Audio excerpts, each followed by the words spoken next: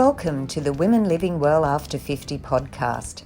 I'm Sue Carrick, and I'm passionate about inspiring, motivating, supporting and informing women over 50 to embrace this exciting time of life. Health and wellness in mind, body and spirit are the foundations for living well, but there is so much more to a life well lived. Each week, through conversations with my guests, I'll be presenting topics that will help us all to live well and enjoy life. So join me as we discover new ways to become women living well after 50. Are you ready to start living? What are you waiting for? Let's get started. Welcome to another episode of the Women Living Well After 50 podcast. I'm Sue Carrick, and it's lovely to have you join me. How often do you step out of your comfort zone and try something new? What holds us back from doing that and enjoying a fulfilling life? In this episode, my guest is Sue Willoughby, a truth teller, boundary breaker, and certified Equus Coach who helps women over 40 stop playing small and start living like they mean it. Sue has a different coaching approach, and with horses as her co-facilitators, she cuts through the noise to help clients reconnect with their power, ditch the burnout, and trust their instincts. Today, we're going to be talking about living beyond the comfort zone to build a life that feels as good as it looks. So let's go and join the conversation. Welcome, Sue. It's so lovely to have you join me on the Women Living Well After 50 podcast. Well, thank you, Sue. we won't forget each other's names. Right. Yes, I'm excited to be here. Thank you. Yeah, and you're a fellow podcaster as well. So it's always good to meet people who are enjoying sharing with the world, the global world. So we're going to be talking about comfort zones today, but before we get into that, I wondered if you could just share a little bit about your background with us and how you became an Equus coach. Yeah, absolutely, Sue. I'd be happy to. The way I grew up with a single alcoholic parent, and I was, pretty self-reliant from an early age. But horses have always just been a thread for me. I would see them and, run up to them in the pasture and just, wanted to go to the barn all the time. I would make my mom drop me off at the barn, and I would just stay there basically all weekend because I loved being around them. And I didn't really understand at the time why it felt so good, and that it was very supportive for me. It just felt like home. And then as I got older, I volunteered at a special needs camp in their horseback riding program, which was actually therapeutic riding before I even really understood what that was. So I got to witness, once again, the horse-human interaction and see how, people that were on different, the spectrum, autistic spectrum or whatever, that they could communicate with the horses and the horses understood. And it was really fun and beautiful. And then horses would come in and out of my life at specific times when they would just kind of find me. And I had a beautiful little Arabian mare who found me. She needed someone who understood her, and I needed a horse, apparently, which I didn't really realize. And we sort of helped each other through a difficult time. And then I volunteered later on at a therapeutic riding center, as an adult, and worked with them in their training department to help new volunteers. So it's always just been a thread. And then this other thing came along, and I learned about partnering with horses as coaching partners, and how it really brought home all of those things that I had been experiencing throughout my life and put it into, oh, okay, this is how horses connect with people. It really is a very heart-centered, biorhythmic connection. And I got to witness it and learn how it worked. And one thing led to another, and it was just a beautiful experience. And so here I am, a certified Equus Coach and certified master facilitator, which means that I also do group coaching as well and group events. I was just thinking about the relationship that humans and have with horses, and even in literature and movies have been made. We've had Black Beauty, we've had other movies and books where there's been the character who has developed that close relationship with the horse, and it's a very special relationship and connection, isn't it? And they It do is. have a calming effect. You see someone just stroking a horse, and they're so just standing there so calm, and that extends out to you. So with Equus coaching, what do you actually do? Let's talk a little bit about that. And obviously you do it one-on-one and group as well.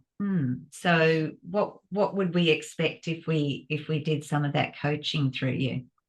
Yes. So if you came to me and wanted to work with me and the horses, there's any number of interactions that we can do. But first and foremost, I will say that it is not mounted. The activities are all on the ground. So you don't have to have any horse experience or anything. And the horse does not also, it's not specially trained to do what we do.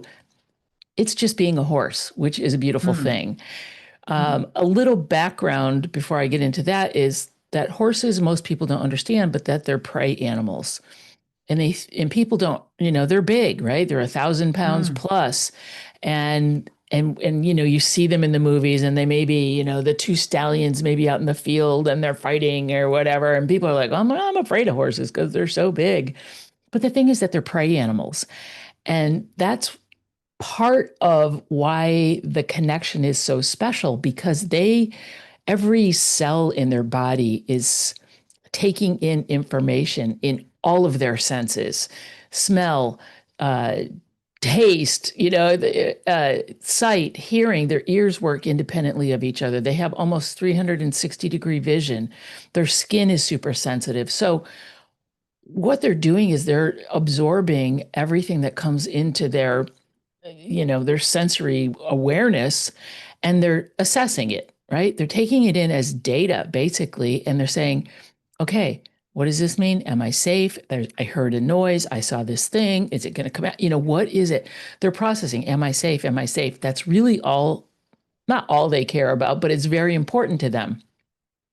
They're also herd animals. So when they interact with us, we are part of their herd. Obviously, they're nonverbal, except for, a whinny or a nicker or something like that.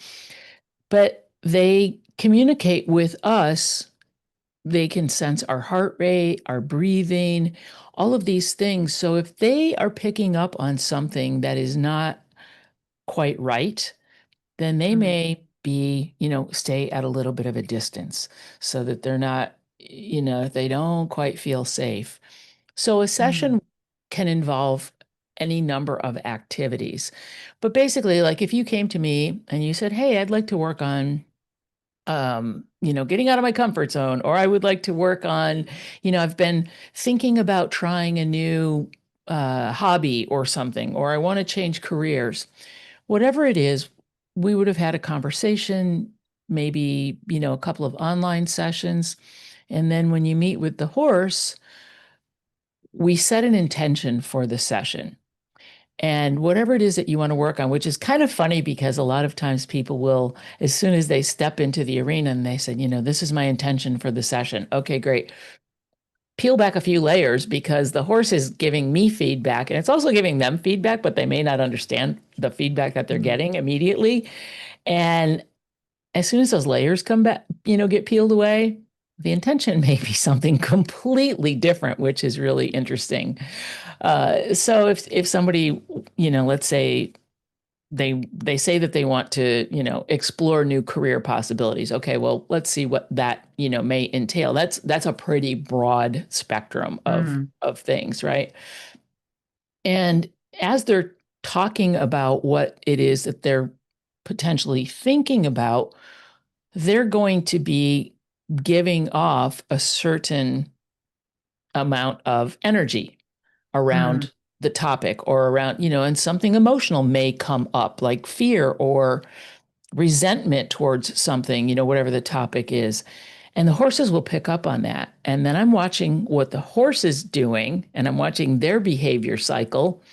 And I'm also watching the human to see the client to see if they're picking up on that, because horses will mirror our behavior.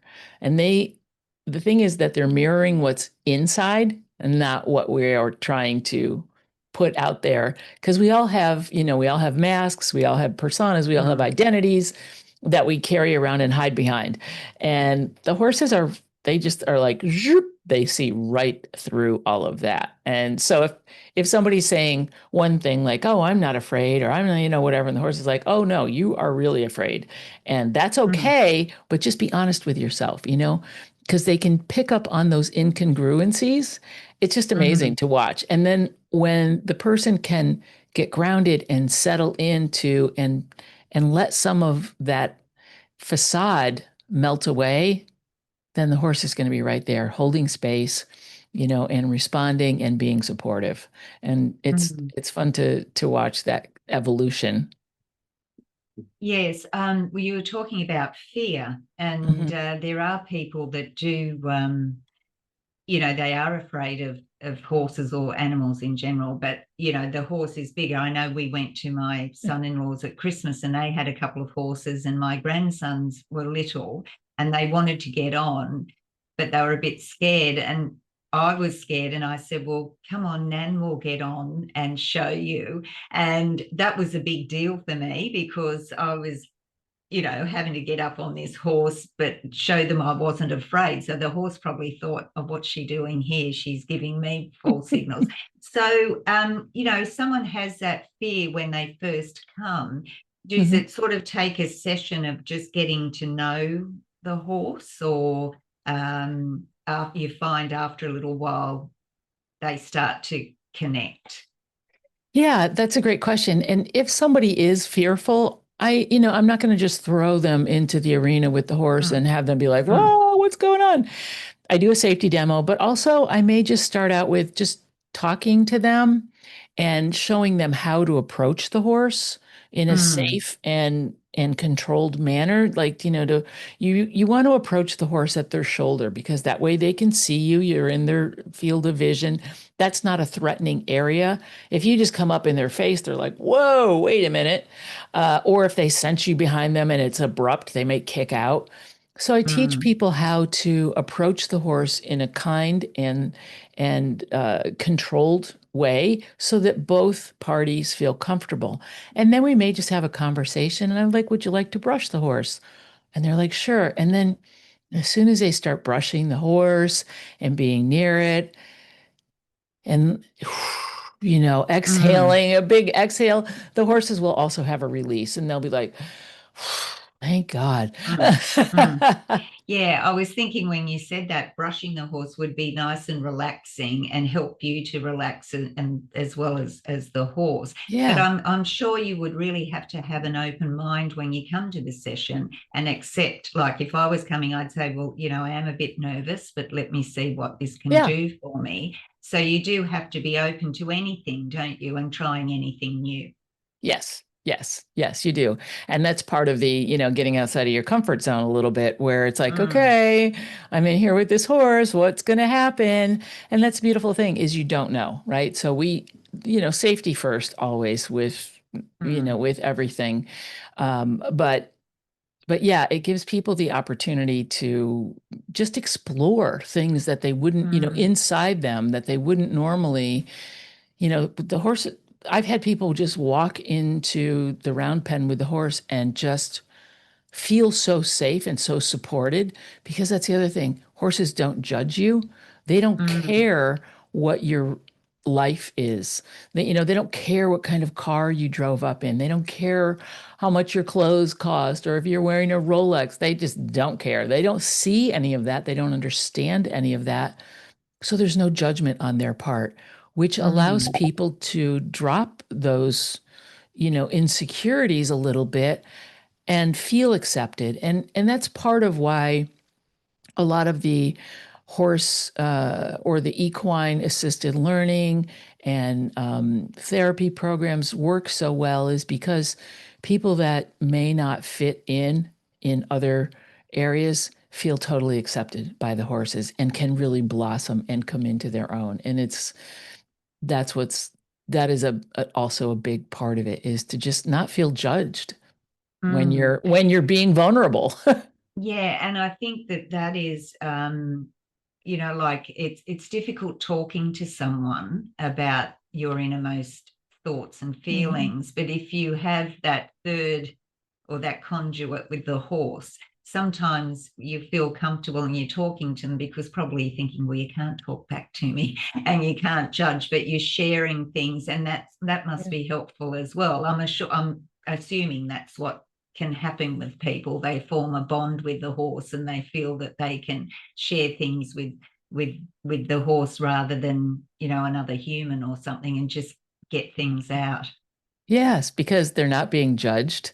Mm, And also the horses will, they will kind of call you on your stuff in a way that, I've had horses interact with people where they are really in their face, right? And they're really getting close to the person, and they may, kind of be a little pushy with the client.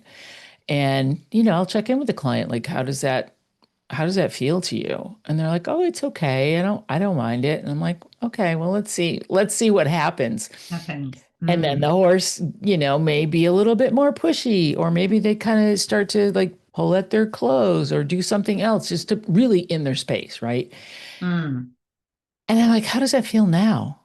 So it's interesting because this, with the boundary thing, right? When I say to somebody, now, how does that feel when the horse is really getting close to them or really getting pushy with them? And they said, not very good. Okay, what can you do about it? Well, I can try and set a boundary, but there's a lot of reasons why people have issues with boundaries, right? They have a hard time with mm, boundaries.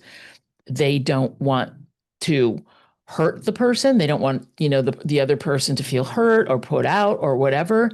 And they also don't want, you know, they're just afraid, right? To like put up a boundary, right? Because they may think the person may think that they're not strong enough or they're not whatever.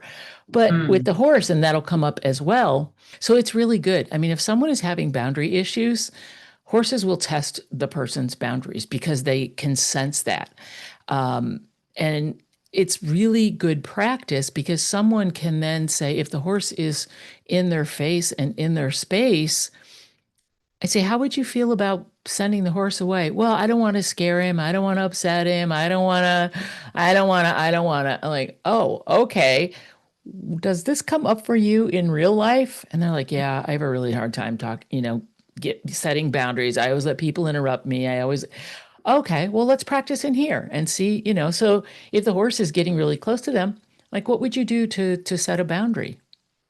And mm, they're like, I don't know. So it's good practice because they can do that. The horse is not going to be offended in any way, mm, shape, or form because when horses communicate with each other, so for example, if one horse is, eating some hay or eating some food, and another horse comes over and tries to push him off the hay pile, that horse may turn around and just give him a good swift kick. It may, like bite at them or whatever. It's like no is a complete sentence in the horse world for sure. mm, And then mm, the horse is like, okay, I got the message. I'm going to walk away now. mm. So, Yes, I think that's actually a good process, because I'm not very good at setting boundaries. I am getting better now that I'm older, but it is difficult to say no, or just sort of say, listen, I need my time, or push people away because you don't want to offend them. But I think that doing that with the horse would maybe be a little bit easier, because they're, as I said, they're not going to answer you back, but they may connect with you, but they won't be answering you back, or you won't probably feel quite as guilty as if you were with another human. But it's a good way to practice that, setting boundaries. Yeah, absolutely. Because it's boundaries can be a physical thing, they can be an emotional thing, they can be an Mm, energetic thing. And if the horse understands, like, hey, I don't want you stepping on my feet and, sticking your face in my face because you got a big mm, head. And you're just like, okay, no, that's fine. This is your distance. This is my space. That's your space. And the horse is like, okay, mm, great. I respect that. The other mm, thing, when I mentioned before, is that they are herd animals.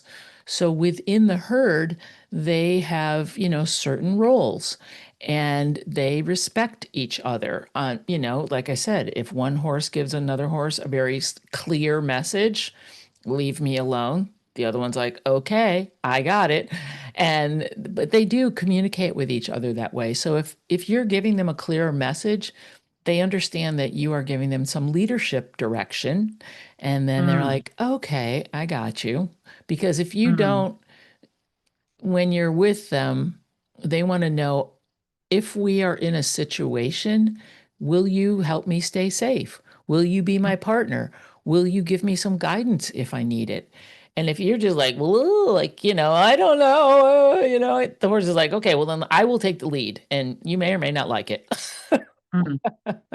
Yes, yeah, no, it sounds really interesting and a different way of people, working through their issues or whatever it is that they want. So, what I want to do is just move on to talking about comfort zones. And firstly, why do you think we find so much difficulty in stepping out of that comfort zone? Because we all do. We want to try new things, we want to do Yeah, things, and we get to a certain point and we balk at it, a bit like a horse getting to a jump and they balk, they right. don't want to get over. But what are some of why do you think we really just don't want to take that next step? I think a lot of it comes back to judgment. I think we don't want to be judged. Mm, We don't want to look like we don't know what we're doing. We don't want to appear stupid or like, you know, what it's insecurity, really. It's fear, it's insecurity of what other people will think. So mm, that's mm, to me, I think some of the biggest factors for people not wanting to. Plus, we just especially women, you reach a certain age and, you've got a certain identity, whether it was, raising a family and working or one or the other, or you've been in a career for a very long time and you've achieved a certain level of success.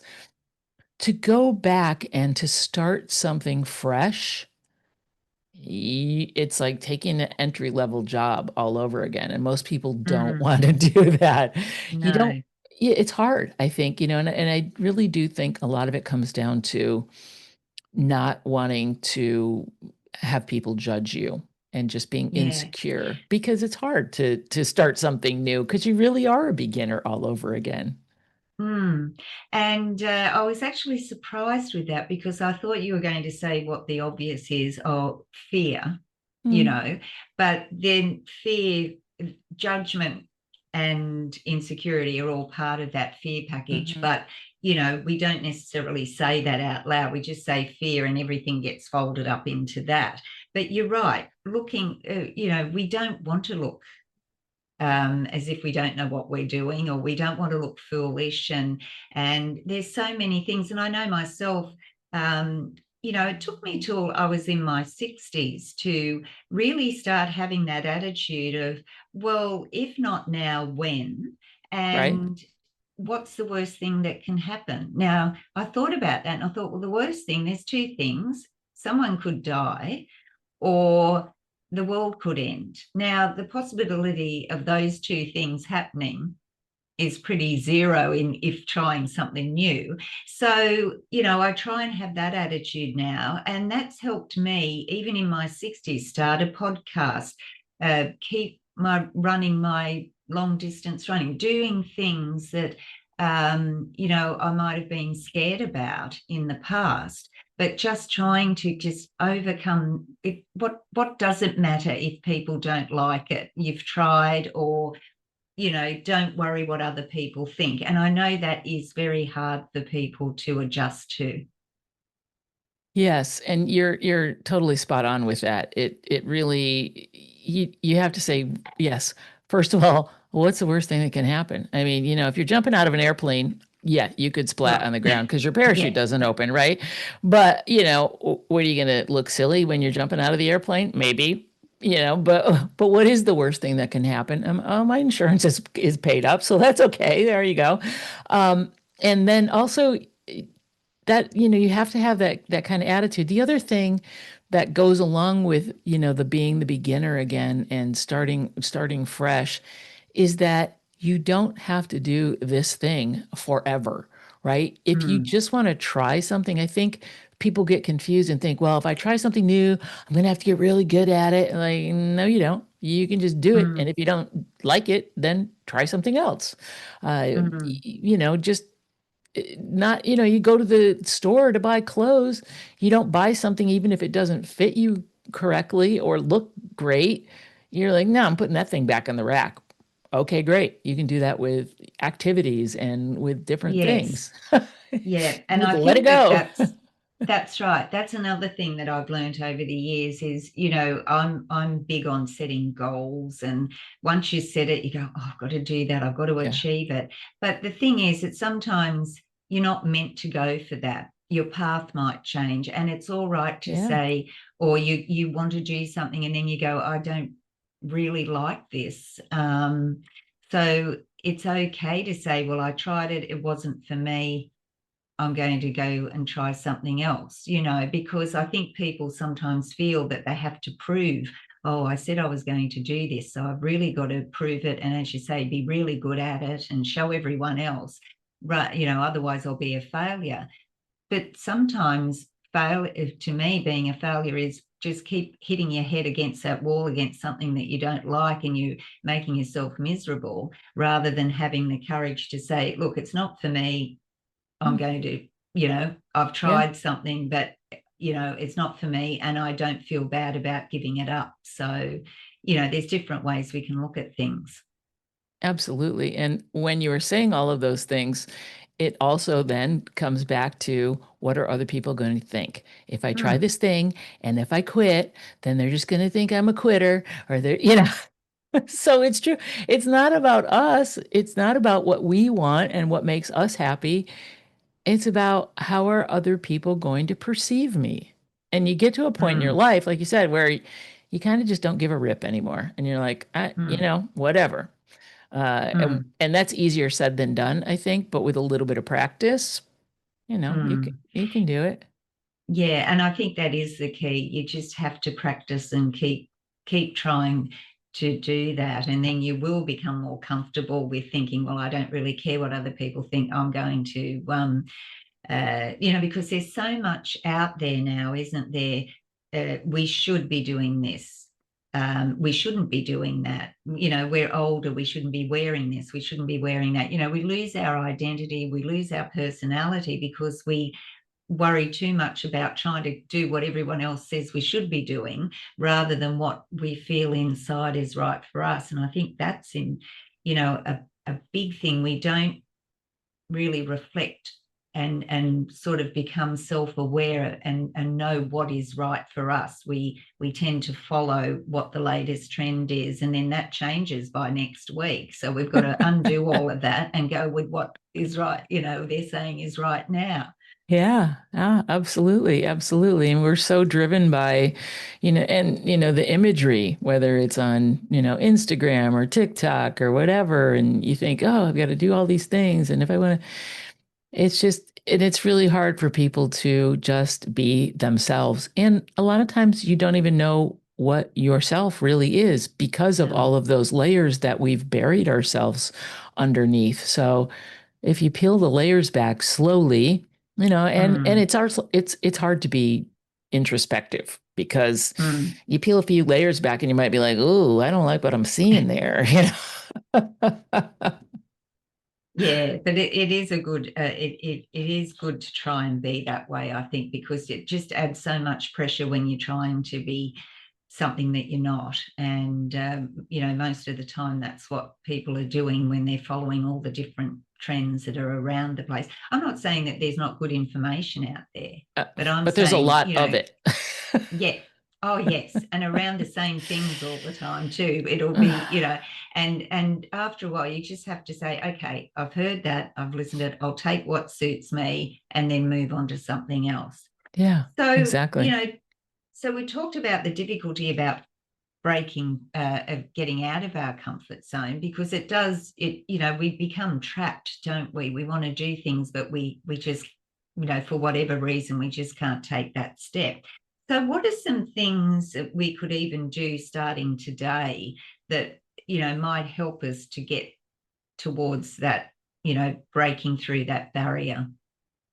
Yeah, the barrier of insecurity and Mm, vulnerability. You really do have to embrace a little bit of vulnerability when you're trying new things. And the easiest thing that you can do, and I always tell people, we talk about doing turtle steps. I call them turtle steps instead of baby steps. It's the same thing where if you see a big tortoise, right, that takes a step and then they kind of stop, and then they take another step and then they kind of stop. So you have to start small. And, if a client comes to me and says, I want to be a whatever it is that they want to be. Okay. What have you explored? Well, nothing, but I do know that I need to get a degree in this and that. It's like, okay, well, before we go that far, maybe what you might want to do is just stick your big toe in the pond and see see how that feels. And if you're really getting stuck, and I'm not even saying like try something new, but I mean somebody just that really feels stuck in their life and maybe they don't know what they want to explore. They haven't even gotten that far. mm, You can try and do simple little things that break your routines. So if you drive a certain way to the grocery store or to work or to your friend's house or to whatever, go a different way. Don't mm, use your GPS or something, right? Break a habit. Just do one thing different a day.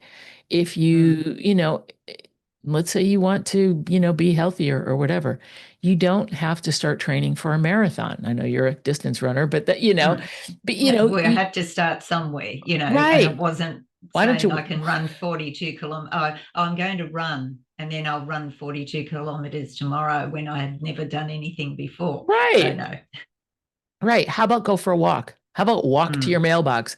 How about mm, park your car a little bit further away from the front door of your office, and walk in. Whatever it is, just think of something that is a little bit different that will push you out of your comfort zone. mm, I have a friend that is very, very specific. They like to go to the same restaurants. They like to do all that. Try a different place, right? Try something new. Go out to dinner by yourself. That's kind of a scary mm, one. That you might have to work mm, up to that, right? Because you don't mm, see a lot of mm. people. Oh, and don't look at your phone the whole time. Oh, So, yes. but you Yeah. can do that incrementally, right? You Yeah. can... Yeah. But starting small is, because you build up Absolutely. your confidence as well with that, don't you? If you're Yeah. going to go right to the end, what you like, I've got to get a degree or something. Well, let's start off little steps first. Yeah. And, it does, and that builds on your confidence, as you say, starting with simple things. And, I think that that's a good way to just because we don't like change. Mm-mm. And so just sort of doing a little change is not going to be as impactful as if we just completely want to change our life overnight.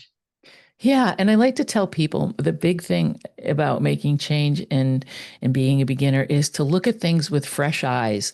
And you can even, walk around your neighborhood and go for a nice slow walk and look at the houses, rather than if you're just driving down the street.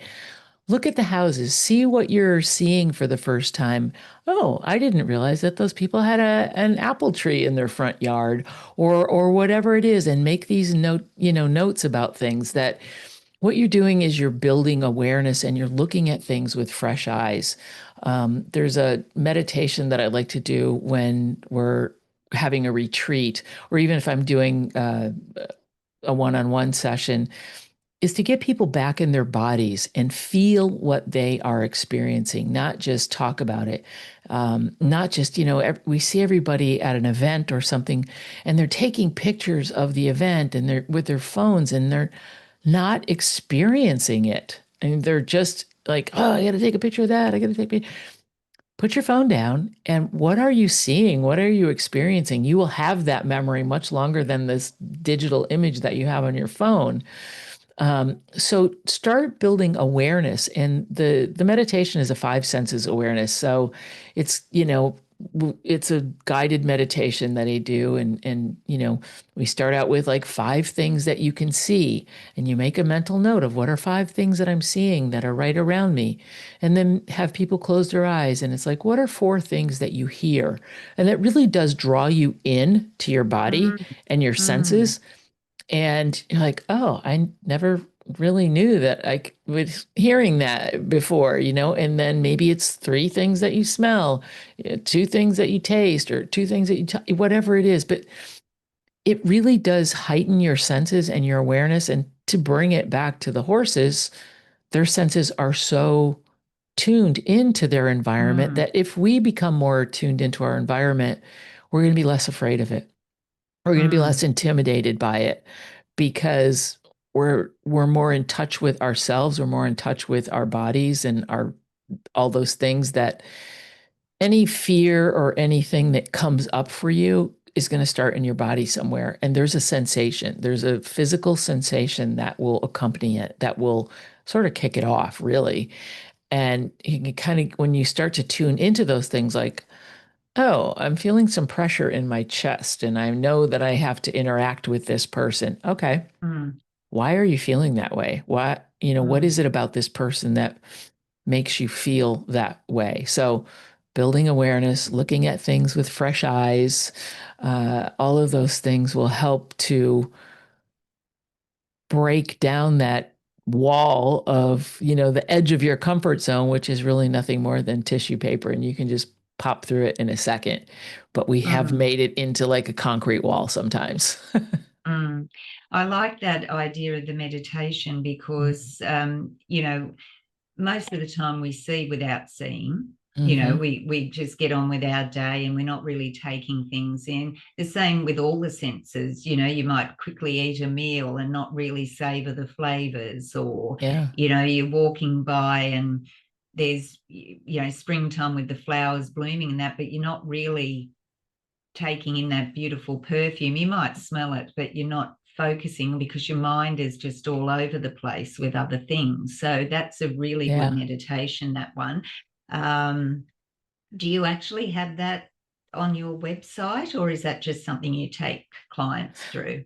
I just take clients through Oh, that. okay. Yeah, yeah. Yeah. And it's just, Okay, so that's yeah, I don't have it. I probably should record it or something, might but be an idea. there you Yeah. go. There you There you go. go. Yeah. So Because no, yeah, I go want on. people to get into their bodies. And that's part of it. Mm, I try and help people ground themselves when they're with the horses, because the horses can sense when people are just up in their heads and they're not in their bodies. They're not feeling things physically, as the horses do. And then once you can be grounded and once you can start to feel things with all of your senses and build that awareness, then you can make that deeper connection with the horse and mm, with yourself mm. and everybody else Yeah. around you. Mm. Now, we're sort of coming to the end of our interview, which Mhm. is a bit of a shame because we could keep chatting forever. But, well, I could. Yeah. And I have a question I will ask you. But before that, I just was interested in just knowing a little bit more about the retreats that you have. Yes. So I co-facilitate them with another one of our master facilitators, typically because we keep it capped at around 12 people. We don't do any more than that. If I'm doing a retreat by myself, I'll max out at 6 people, and everyone gets individual sessions while the other folks are watching. So sometimes we'll Mm-hmm. just do a half day retreat, but I typically like to do a multi-day retreat, like 2 to 3 days. And it's usually at a private ranch.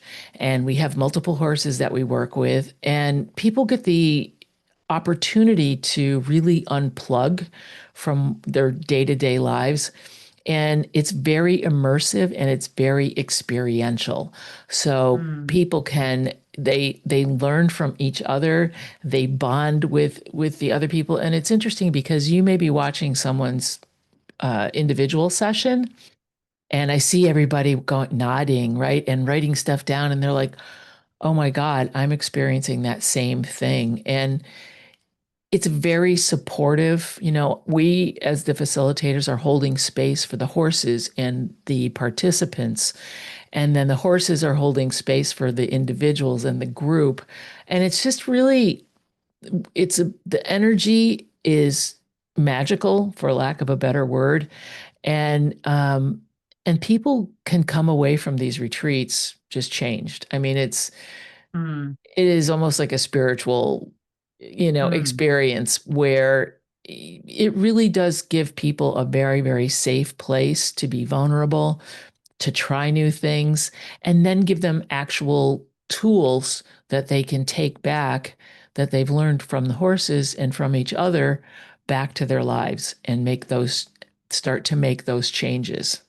Mm, I'm sure it would be a wonderful experience. And I was just thinking, in your media pack, you say you work with people over 40, and Mm. so they'd still be in their careers. But I'm thinking another time we're stepping out of our comfort zone is when we're retiring.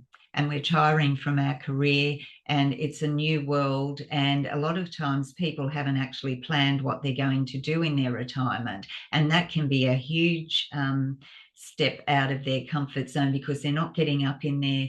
I think the most thing is you feel a bit lost at first because you're not in that routine where you get up, you go to work, and your day is full and that sort of thing. So something like what you're offering, I think, would be perfect for those who are heading into retirement or have retired but haven't really been able to find themselves and what they want to do because we're all living longer, which is great, or most of us, Hmm. and if we keep in good health, there's no reason why we can't live longer. So it's a lot of years to fill, not like in Hmm. previous generations when, life expectancy wasn't as long.